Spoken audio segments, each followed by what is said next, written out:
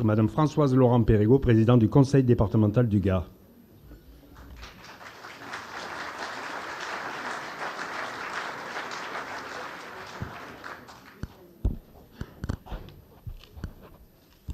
Monsieur le Préfet, Mesdames et Messieurs les conseillers départementaux, Mesdames et Messieurs les conseillers régionaux, Messieurs les présidents de PCI, Mesdames et Messieurs les maires, Mesdames et Messieurs les élus, Mesdames et Messieurs les représentants des chambres consulaires, Monsieur le directeur des territoires et de la mer, Madame la représentante du ministère de l'Environnement, Madame la députée européenne, Monsieur le directeur de l'Agence de l'eau, Monsieur le directeur de BRL, Mesdames et Messieurs les représentants des syndicats liés à l'eau, Mesdames et Messieurs les représentants des professionnels du tourisme, du monde agricole, de l'écologie, Mesdames et Messieurs les techniciens, spécialistes, scientifiques, universitaires, Mesdames et Messieurs les représentants de la presse, Mesdames et Messieurs.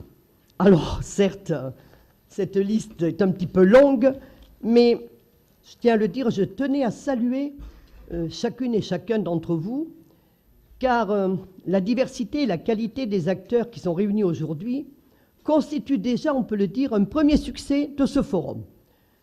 Forum qui a lieu dans la continuité des 11 réunions de concertation territoriale qui ont été menées l'an passé dans le cadre de cette démarche eau et climat. Et je tiens à remercier mes vice-présidents, mes deux vice-présidents, Bérangère Noguier et Olivier Gaillard, qui ont consacré beaucoup de leur temps pour animer ces réunions sur tous les secteurs du département. Alors ce forum sur l'eau est important, vous en conviendrez, car l'eau est un lien qui nous unit tous, elle relie le vivant, elle unit les générations, elle façonne nos territoires et nos paysages. Et depuis la nuit des temps, elle dicte bien sûr l'urbanisme de nos villages et de nos villes, et apporte la richesse ici et la désolation dans d'autres endroits. Elle a forgé l'identité de notre département. Et comme beaucoup d'autres, bien sûr, le département du Gard doit son nom à un cours d'eau. Mais le Gard est le seul à avoir choisi un aqueduc, le pont du Gard, comme emblème. Et ce lieu qui nous accueille aujourd'hui symbolise en quelque sorte la connexion entre les hommes, entre les territoires et les époques. Des Gardons au Rhône, de la Cèze au Vistre, du Vidourle à la Dourbie, de l'Ardèche à l'Hérault, des canaux façonnés par l'homme du pont du Gard au canal Philippe Lamour, jusqu'aux étangs de Camargue, sans oublier bien sûr notre précieuse façade maritime, l'eau trace son chemin dans tout notre département. Alors l'eau est souvent perçue comme un acquis, un sujet discret qui n'émerge que lors des crises. Et la plupart du temps, nous tournons le robinet sans même y penser. C'est un geste naturel. Pourtant, il nous faut parler de l'eau maintenant et pas uniquement dans les périodes de sécheresse ou d'inondation. Il nous faut en parler ensemble, entre acteurs d'un même territoire, car nous sommes tous responsables de sa préservation et de sa gestion. Le département, comme souvent d'ailleurs, est la bonne échelle pour s'emparer de cette question et pour créer le dialogue nécessaire. C'est d'ailleurs le sens de cette démarche eau et climat qui trouve son point d'orgue, mais aussi un nouveau point de départ aujourd'hui même. Alors la période d'abondance hydraulique est révolue. Alors certes, cette année, c'est vrai, nous avons eu un printemps très arrosé, mais en règle générale, la tendance est claire. Nappes fragiles, ruisseaux à sec, neige rare, glaciers en recul, zones humides asséchées, salinisation des terres. Voilà, ce cycle de l'eau que nous avons tous appris à l'école est profondément perturbé par ce changement climatique. Alors la réalité s'impose, puisque la ressource se raréfie, c'est une réalité, et la qualité de l'eau décline. Et dans le Gard, la demande s'intensifie entre usage domestique, industriel, agricole et besoins de la nature. Entre sécheresse et inondation, le volume global des précipitations diminue. Les modélisations réalisées avec BRL sont sans appel. Le climat du Gard pourrait ressembler à celui de l'Andalousie en 2050 et à celui du nord de la Tunisie en 2100. soit à l'horizon de la vie de nos enfants et petits-enfants. Donc à la raréfaction de la ressource s'ajoute la diminution de la qualité de l'eau douce. Et malgré les progrès en matière d'assainissement, la pollution demeure.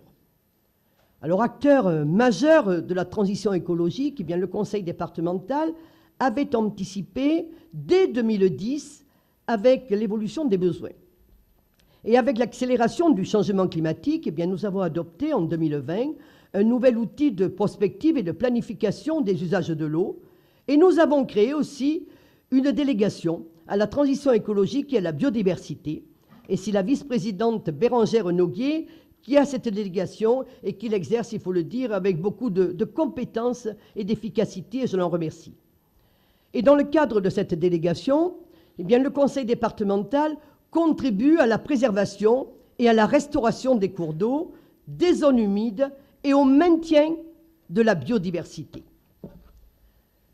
Malgré, il faut le dire aussi, malgré le transfert de la gestion des milieux aquatiques et de la prévention des inondations, la GEMAPI, eh bien, le conseil départemental est resté volontairement exploitant des barrages. Alors c'est vrai que nous n'étions pas obligés, mais nous avons voulu conserver les barrages par solidarité avec les territoires.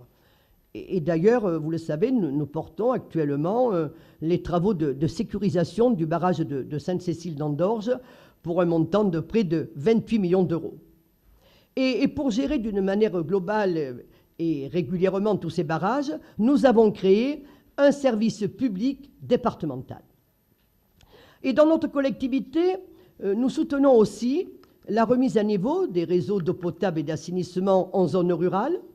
Et cette délégation a été confiée à Olivier Gaillard, vice-président délégué à l'aménagement du territoire, qui s'emploie à traiter au mieux tous les dossiers présentés par les communes, communautés ou syndicats. Et dans le cadre de la prévention, le Gard étant un département très exposé aux inondations, vous le savez, nous cherchons à développer la culture du risque pour que chacun, bien sûr, adopte les bons réflexes en cas de crue. Et parallèlement, nous finançons aussi tous les gros travaux des programmes d'action de prévention et d'inondation, les fameux PAPI. Et au-delà de la prévention, très régulièrement, nous avons pas mal de crédits qui partent sur nos routes, puisque nous devons réparer nos routes départementales qui sont endommagées par les fortes intempéries qui s'abattent très souvent sur notre territoire. Et nous avons aussi, malheureusement, un exemple, l'exemple de l'effondrement du pont des Châtaigniers entre Génolac et Chamborigot. Et grâce à la collaboration très efficace de l'État et à la compréhension, il faut le dire, de Monsieur le Préfet, que je remercie encore très vivement, ce dossier a été fort bien traité par la DDTM et par son directeur. Nous avons pu, tout en respectant la rivière, tout en respectant les règles, nous avons pu rétablir la circulation et construire un pont en moins d'1 an. Et là, bien sûr, on voit l'efficacité d'un bon partenariat. Et enfin, bien, je ne veux pas oublier notre soutien financier au SDIS, qui est important, car nos pompiers sont en première ligne lors des problèmes d'inondation ou lorsqu'il y a des gros incendies. Et puis, dans un autre registre, mais je tiens quand même à le signaler, nous sommes également présents aux côtés de nos agriculteurs lors des aléas climatiques, avec la création d'un fonds spécial d'intervention. Alors, le conseil départemental, vous le voyez, intervient dans tous les domaines qui touchent l'eau, et nous sommes pleinement investis pour protéger cette ressource précieuse pour les générations futures. Mais une question se pose, que pourrions-nous faire tout seuls? Il faut le dire, ce serait compliqué. Alors, concernant la question de l'eau, notre principale difficulté en tant que responsable politique est de trouver l'équilibre entre nous tous, un équilibre entre objectifs financiers, économiques, sociaux et environnementaux. Cela exige de combiner diverses politiques et d'associer des acteurs intervenant à différents niveaux. Il convient donc de renforcer la cohérence de l'action des partenaires. C'est pourquoi, à l'échelle de notre département, nous avons souhaité associer tous les acteurs concernés et partager tous ensemble un diagnostic scientifique sérieux pour trouver des solutions adaptées. Nous refusons les réponses simplistes. Et la science et l'environnement, comme la sagesse des anciens nous l'enseignent, donc d'ailleurs, je tiens à le dire, tout est affaire de solidarité et d'équilibre souvent fragile qu'il faut trouver, et ce n'est pas évident. Alors c'est vrai que la culture commune que nous bâtissons aujourd'hui avec cette démarche et ce forum, et avec le sens des responsabilités de chacun, cette démarche et ce forum rendent cet exercice possible. Parce qu'il est essentiel de rappeler que les solutions pour une gestion durable de l'eau ne peuvent être que territoriales. Chaque territoire possède ses propres caractéristiques hydrologiques, ses usages, ses vulnérabilités et ses priorités.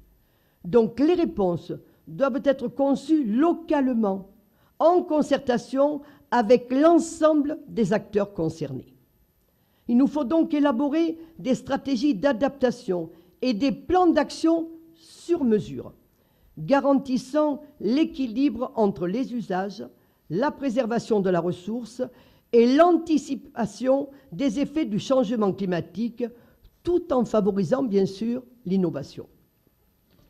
Et l'efficacité de notre action collective dépend surtout de notre capacité à adapter nos réponses à la réalité de chaque territoire, en s'appuyant sur l'expertise locale et sur la dynamique de coopération qui s'y déploie. Et cette approche doit aussi se conjuguer avec la nécessaire solidarité des territoires entre eux. Parce que d'amont en aval, suivant les caractéristiques géologiques et démographiques, les inégalités sont importantes. Nous ne pouvons l'ignorer et jouer le chacun pour soi. Donc encore une fois, c'est le sens de notre démarche eau et climat. Nous ne sommes pas chefs de file de cette question et nous ne souhaitons pas le devenir. Mais le Conseil départemental du Gard agit et continuera à agir aux côtés de l'État, de l'Agence de l'eau, pour accompagner les investissements des collectivités avec des objectifs environnementaux, sociaux et économiques tels que les économies d'eau, l'amélioration de l'assainissement, la remise à niveau des ouvrages ruraux ou la lutte contre les pollutions diffuses.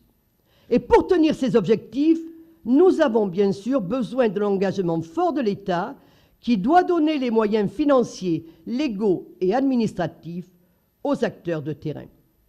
J'ai la conviction profonde que l'adaptation au changement climatique et la gestion raisonnable de l'eau sont des enjeux éminemment politiques. Il est temps que chacun, élu, technicien, citoyen, s'en empare pour en faire un débat politique et sociétal digne de ce nom.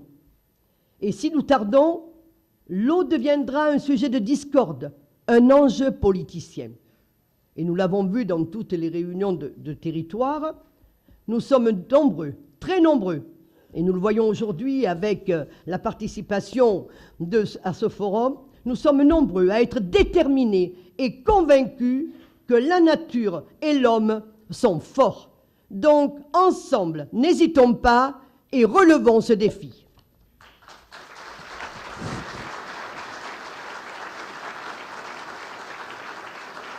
Voilà, et bien merci Madame la Présidente. Nous allons prendre une minute et entrer les personnes qui souhaitent aller s'asseoir. Voilà. Et puis à présent, nous allons écouter Monsieur Jérôme Bonnet, préfet du Gard.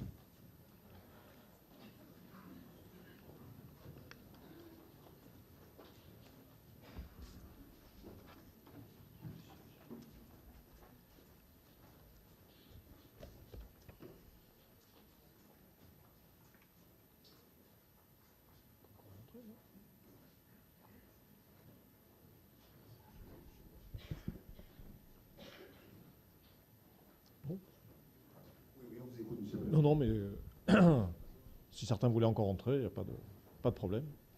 Alors, allez-y, monsieur, dame. Allez-y.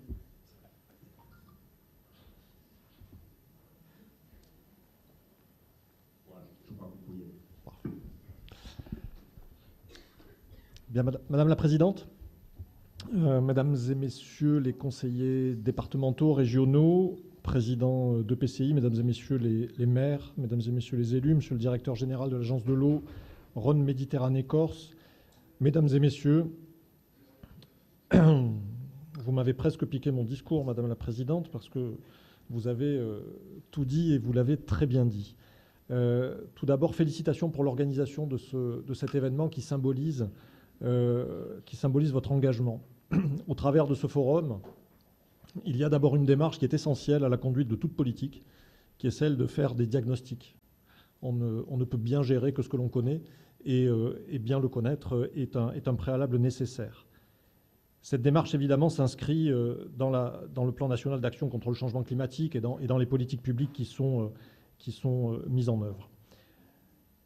Vous l'avez souligné, les services de l'État, évidemment, jouent un rôle extrêmement important, au premier rang desquels la DDTM, mais pas seulement, à la fois par son action du point de vue du respect des règles, parce qu'on est dans un domaine où, évidemment, il y a des règles et qu'il convient de les respecter. J'y reviendrai un petit peu plus tard, mais et également l'action de l'État au travers de l'Agence de l'eau, dont je remercie la présence du directeur général aujourd'hui, qui me disait tout à l'heure, j'espère que vous ne m'en voudrez pas de trahir notre conversation, mais que l'Agence de l'eau, c'est finalement une entité qui a plutôt bonne réputation et qui classe le Gard parmi les départements les plus efficaces, en tout cas, dans la capacité qu'a le département à bâtir de beaux projets qui, de fait, reçoivent de beaux financements. Donc, c'est quelque chose d'extrêmement positif. Ça fait déjà presque 2 ans que je suis dans ce département et ne pas intégrer le sujet de l'eau dans ce département serait une erreur majeure, soit qu'on en a trop, soit qu'on n'en a pas assez. En tout cas, j'ai rencontré et je rencontre encore aujourd'hui à la fois des élus et des techniciens qui ont une vraie grande compétence sur le sujet. Je suis parfois, j'avoue, épaté par le niveau de connaissance que beaucoup d'entre vous ont sur la connaissance des milieux, sur la connaissance du risque. Vous avez évoqué la culture du risque, c'est évidemment quelque chose, là aussi, c'est un département qui reçoit beaucoup de soutien dans la gestion et des travaux extrêmement lourds et des travaux pour lesquels on est à une échelle qui est une échelle de génération pour essayer de nous préserver de ces risques. Je ne vais pas revenir sur l'importance de l'eau, vous l'avez très bien dit, Madame la Présidente, elle est partout. Il est question de vie au travers de l'eau, il est question de préservation de ressources, il est question de biodiversité, il est question d'usage raisonné. Et tout le monde est très fortement engagé sur le sujet. Pourtant, et je me permets toujours d'être dans que peut-on faire, on se doit d'aborder ce sujet, et vous le faites, et l'État est à vos côtés, nous sommes ensemble. Il faut l'aborder avec, c'est peut-être un petit peu contre-intuitif de dire ça, mais avec le sentiment que le sujet est complexe. On dénonce souvent la complexité comme étant une entrave à la décision, mais je pense que les idées simples sont l'ennemi de ce sujet. Et parfois, nous sommes tous d'accord ici sur l'idée que c'est vital. Nous sommes tous d'accord ici pour dire qu'il faut préserver la ressource. Nous sommes tous d'accord pour dire qu'il faut lutter contre les pollutions. Mais parfois, on se retrouve peut-être avec un réflexe un peu égoïste à raisonner sur ce sujet avec son propre regard. Et on peut très vite être d'accord avec une idée simple qui est assénée, sauf qu'on ne va pas forcément prendre en compte l'idée dans sa globalité. Il m'est arrivé d'entendre, par exemple, qu'il suffirait de prendre quelques pourcents du Rhône pour aller faire de l'irrigation. Je pense que c'est un raisonnement qui a dû être tenu sur des cours d'eau ou des réserves d'eau qui aujourd'hui sont totalement asséchées. Non pas que le Rhône va s'assécher, mais peut-être que. Parfois, on dit aussi aux agriculteurs, il suffit que vous changiez de culture. Ah ben la belle affaire. C'est simple pour un agriculteur que de tout d'un coup arrêter ce qu'il fait depuis des années, des générations. Non, un agriculteur ne peut pas d'un claquement de doigts. Et ce système du yaka faucon est parfois notre ennemi. Tous ces débats autour, par exemple, de la part gardoise, mais allons au-delà de la Camargue. Le sujet de l'eau en Camargue est un sujet éminemment complexe et il est à un équilibre qui parfois est extrêmement ténu et il est toujours passionnant d'ailleurs d'entendre surtout les gens avec lesquels on n'est pas d'accord sur ces sujets. Et Et c'est de cette complexité finalement dont on hérite. Et merci vraiment, Madame la Présidente, d'avoir souligné le fait que nous sommes sur des sujets où nous travaillons bien ensemble. Et je pense qu'on peut encore aller beaucoup plus loin. On peut aller encore beaucoup plus loin pour que vraiment chacun soit en capacité d'exprimer à la fois ses contradictions, d'exprimer ses désaccords, pour que justement la discussion aille au bout des choses. On ne peut pas se contenter d'opposer l'emploi et la ressource en eau. On ne peut pas se contenter d'opposer l'agriculture et la question de la pollution. On est vraiment dans des... Il faut qu'on aille bien au-delà. Et je pense que nous devons encore améliorer notre gouvernance sur le territoire. Vous avez raison, Madame la Présidente. Je pense que beaucoup des solutions, nous les avons à l'échelle déjà du département, même si évidemment on ne peut pas faire fi des liens que nous avons sur un plan hydrologique ou sur un plan géographique avec nos partenaires.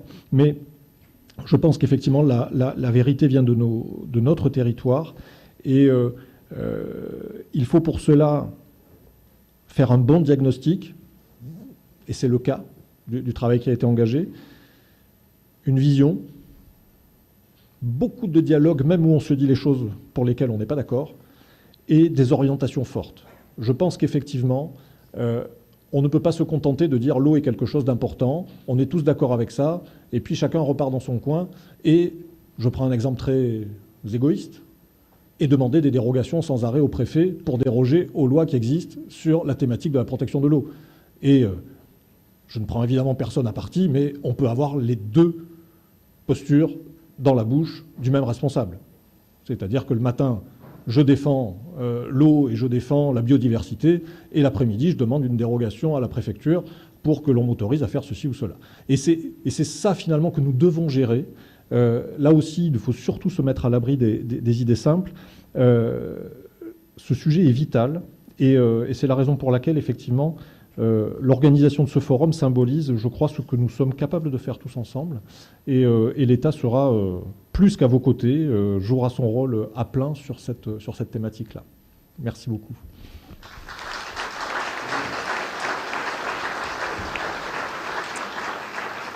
Merci, Monsieur le Préfet. Allez, nous allons enchaîner à présent avec la présentation de la démarche eau et climat initiée par le Conseil départemental du Gard. Et pour cela, j'invite Madame Bérangère Noguier, vice-présidente du Conseil départemental délégué à la transition écologique et à la biodiversité, ainsi qu'Olivier Gaillard, vice-président du Conseil départemental délégué à l'aménagement du territoire. Merci. Bonjour, merci d'être aussi nombreux pour traiter de ce sujet ô combien important. Avant qu'avec Olivier, on revienne sur un petit peu les éléments du diagnostic et de la concertation, on aimerait commencer ces échanges par une courte vidéo qui va durer 2 minutes, je crois, sur un petit peu les éléments de la stratégie eau et climat et reposer un petit peu quelques bases là-dessus. Donc, vous pouvez...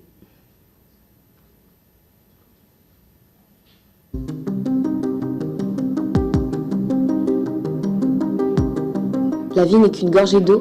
N'attendez pas la sécheresse pour l'apprécier. Bienvenue dans la démarche eau et climat. La sécheresse exceptionnelle de 2017 a eu de telles conséquences que le Conseil départemental du Gard a décidé d'initier la démarche eau et climat dans le but de protéger sa population, son économie et son patrimoine. BRL Ingénierie a été missionné en 2018 afin de réaliser une étude et un diagnostic sur la gestion des ressources en eau du territoire. L'Assemblée départementale a voté en 2020 une stratégie de gestion des ressources en eau pour anticiper et atténuer les conséquences du réchauffement climatique. Cette stratégie s'articule autour de 3 axes. La connaissance pour bien agir, l'adaptation, l'expérimentation, et enfin l'anticipation pour ne pas subir et garantir une eau de qualité et en quantité suffisante pour tous les usages. Par sa position de facilitateur et de coordinateur, le Conseil départemental anime la démarche eau et climat. Il souhaite agir en coopération avec les territoires. Dans un premier temps, il est nécessaire de présenter et de rendre accessible le diagnostic sur la situation de la ressource en eau dans le Gard, de sensibiliser et d'impliquer un large public. Dans un second temps, il faudra travailler à faire naître une vision commune de l'adaptation au changement climatique afin d'accompagner l'évolution des pratiques et d'éviter la mise en œuvre de solutions inadaptées. C'est tout le sens de la démarche de concertation qui est lancée. Le calendrier de la démarche eau et climat est le suivant. Concertation sur la période 2024-2025, Bilan de la démarche fin 2025 et mise en œuvre opérationnelle dès 2026. Il est aujourd'hui nécessaire de repenser notre gestion de l'eau pour nous adapter au changement climatique et construire ensemble des solutions et des politiques publiques ambitieuses afin de préserver les richesses de chaque territoire et protéger les générations futures. Parce que nous sommes tous concernés, ensemble protégeons nos territoires en contribuant à la démarche eau et climat. Pour en savoir plus et participer à la démarche, rendez-vous sur le site eauclimat.gare.fr. Voilà, une courte vidéo qui permet de remettre un petit peu ce travail en perspective. Donc d'abord, comme on vous l'a dit, une étude qui a été réalisée. L'importance pour nous d'avoir des données gardoises, parce que pour emmener les gens, pour que tous ensemble on se préoccupe de cette question, il me semblait important que finalement l'adhésion elle vienne aussi de se dire voilà qu'est-ce qui se passe au plus près de là où j'habite, au plus près de mon territoire. Et donc le Gard a été divisé en 4 écorégions. On a les Cévennes, Garrigues-et-Plaines, la ceinture rhodanienne et la Camargue. Et on a d'abord, par rapport aux prévisions météo dont on dispose à peu près depuis les années 60, établi effectivement un constat. Hein. Donc le Gard se réchauffe et vous avez quelques éléments sur l'augmentation des températures où on a donc une augmentation de température notamment sur les 10 dernières années qui avec une accélération de cette augmentation. Les Cévennes qui se réchauffent plus vite que le reste du département puisque donc vous le voyez on a en moyenne un peu plus de 2 degrés d'augmentation. Par contre, donc, les températures restent plus basses en Cévennes, mais les Cévennes donc, connaissent une accélération dans ce réchauffement. On a également une augmentation plus forte donc, au printemps et à l'été, ce qui a donc bien sûr des conséquences sur la ressource en eau. Donc l'aridification du climat, donc vous voyez, la présidente l'a rappelé tout à l'heure, une évolution des paysages avec notamment des paysages qui seraient proches de ceux de l'Andalousie en 2050 et de l'Afrique du Nord en 2100. L'augmentation des températures qui pourrait donc, dans cette projection, dans ces hypothèses, être de 0,5 degrés en 2030 jusqu'à 1,5 degré à l'horizon 2050. Et puis si on pousse l'hypothèse jusqu'en 2100 pour avoir 4 degrés supplémentaires, ce qui est bien sûr très important. Pour donner une idée, toujours dans cette modélisation, une année aujourd'hui qu'on appelle une année sèche serait finalement une année normale à l'échelle 2050 et on aurait donc une fréquence d'une année sèche sur 5, donc ce qui est beaucoup plus important que ce qu'on peut connaître aujourd'hui. Sur les précipitations, donc on a constaté qu'en fait les précipitations restent globalement les mêmes si on les prend sur l'année, donc sur les cumuls annuels. Par contre, il y a une différence dans la répartition de ces précipitations, avec une baisse importante donc le printemps, mais surtout l'été. Et par contre, une augmentation en automne et en hiver, avec ce qu'on peut déjà connaître aujourd'hui, une augmentation de phénomènes d'épisodes méditerranéens et cévenols qui peuvent être dévastateurs, qui du coup vont s'accentuer du fait de cette augmentation de ces précipitations qui vont être très concentrées. Et parallèlement à ça, la conséquence, c'est une diminution des débits des cours d'eau à l'étiage, où les projections montrent une diminution de l'ordre de 50% sur les cours d'eau gardois. Et lorsqu'on parle du Rhône, on aurait une diminution du débit du Rhône de l'ordre de 30% à l'horizon 2060. Donc c'est dans pas si longtemps que ça. Donc forcément des conséquences sur la recharge des nappes phréatiques. Bonjour à toutes et à tous.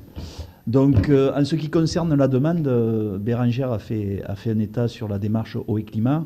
Simplement rappeler que 2050, c'est demain, hein, c'est dans 25 ans. Au niveau de la population, on a pris en considération par rapport à ce qu'on pouvait analyser, une population avec plus 20% de la population au niveau du département du Gard, et surtout plus 11 millions de mètres cubes d'eau en plus. Donc, ce qui veut dire que la raréfaction de la ressource, elle est déjà existante. Donc le risque de pénurie est une réalité. Et vous comprendrez donc au travers de cette diapositive que tout à l'heure, au niveau des différentes tables rondes, va se poser la question de l'amélioration du rendement, mais également des moyens financiers pour pouvoir répondre à la demande de demain. Et bien entendu, on prend en considération et la demande des particuliers, et la demande des acteurs économiques et des acteurs au niveau de l'agriculture. Donc vous avez bien compris que la réalité du terrain, c'est aujourd'hui par rapport à cette notion de 2050. Donc le constat étant posé, l'étape d'après, ça a été de réunir tout le monde. Donc quand je dis tout le monde, c'est vraiment tout le monde. Les réunions de concertation ont été ouvertes à tous les acteurs de l'eau, pardon, puisque comme l'a rappelé Françoise Laurent-Périgot, on a tous un robinet à la maison, donc on est tous acteurs de l'eau. On a eu une première séquence de réunions, d'ateliers de concertation au mois de juin. Donc on a réuni un peu plus de 250 personnes. Parallèlement à ça, le site au climat a permis aussi de récolter des contributions. Au total, plus de 2300 contributions ont été récoltées. L'idée étant de venir agrémenter le diagnostic plutôt technique, aussi de l'expérience et de la connaissance des participants sur leur territoire. Donc les ateliers étant territorialisés, on a pu faire ressortir donc des caractéristiques communes sur l'ensemble des territoires, mais aussi des spécificités. Par exemple, dans les Cévennes, il y a un patrimoine de l'eau historique auquel les habitants sont très attachés et qu'ils ont envie de valoriser. En Camargue, par exemple, la question de la montée du biseau salé est une question qui est particulièrement aussi inquiétante, et son impact aussi sur l'agriculture et la difficulté de l'évolution et de la prise en compte de cet aspect-là sur l'évolution des cultures. Mais il y a aussi donc un fil conducteur, j'allais dire, sur l'ensemble des territoires qui va être notamment une attention sur l'artificialisation des sols, sur la façon dont on aménage nos territoires, par exemple, de ne plus reproduire des erreurs qu'on a pu voir sur construire en zone inondable, sur le fait de construire sur des zones de captation d'eau, etc.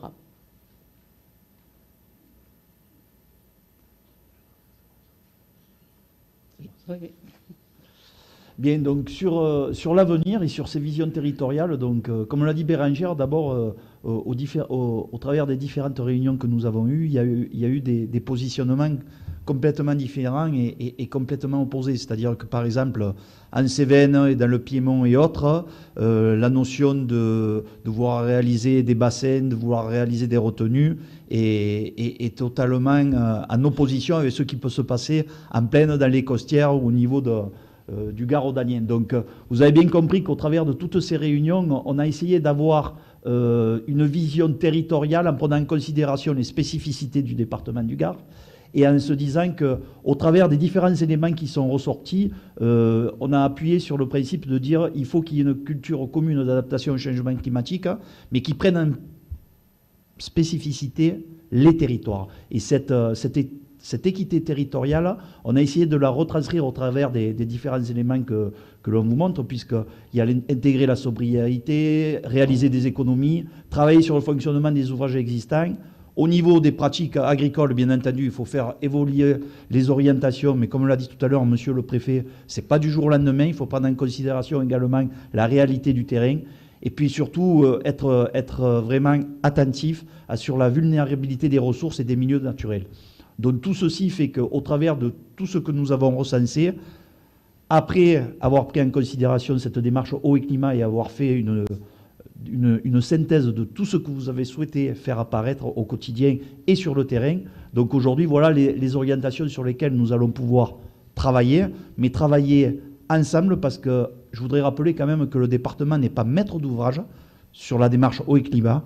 Nous sommes quelque part facilitateurs, certes techniquement, administrativement, déjà financièrement sur certaines actions, mais sachez qu'à un moment donné, c'est un travail collectif, que ce soit avec l'État, les syndicats, les agglomérations, les communes et communautés de communes. Oui, effectivement, l'objectif de cette démarche, c'est surtout, ça l'a été rappelé, d'éviter finalement d'arriver sur des conflits d'usage en n'anticipant pas ces questions-là. D'où notre volonté de vous réunir aujourd'hui. Alors une restitution, somme toute, assez rapide, mais vous pourrez retrouver l'intégralité des synthèses des réunions sur le site Eau et Climat, et on va y revenir, je crois, aux alentours de midi. On vous en dira un petit peu plus là-dessus. Mais lors lors de ces rencontres, sont ressortis des sujets qui sont des enjeux forts, complexes, parfois opaques. Et il nous semblait important de pouvoir les mettre en débat, les mettre en réflexion aujourd'hui et de profiter finalement de cette journée pour ça. Pour ce faire, donc, on a la chance d'avoir à nos côtés Denis Chessou, qui est présent. Alors, on ne le présente plus, mais comme je vais le présenter, donc, il est journaliste. On peut le retrouver donc, sur CO2 Mon Amour, Un bol de nature sur France Inter. Spécialiste des questions liées à l'écologie, à l'environnement. Je sais que vous êtes particulièrement sensible à la question de l'eau. Ce n'est pas la première fois que vous animez des démarches de ce type-là et que vous allez aussi nous faire profiter de votre expertise là-dessus. Je vais vous laisser peut-être présenter les tables rondes et puis on se retrouvera tout à l'heure. Merci beaucoup.